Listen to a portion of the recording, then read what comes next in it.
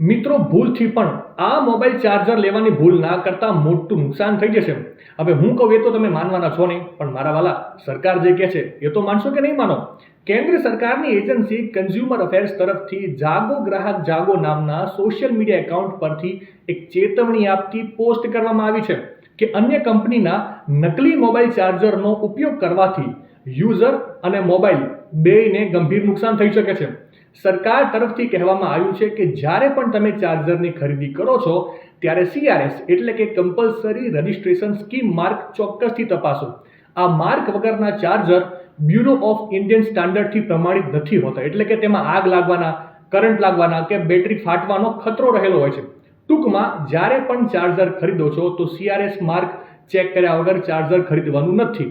માહિતી સારી લાગી હોય તો રીલને વધારે શેર કરજો અને આવી જ અવનવી માહિતી માટે સંદેશ ડિજિટલ સાથે જોડાયેલા રહેજો.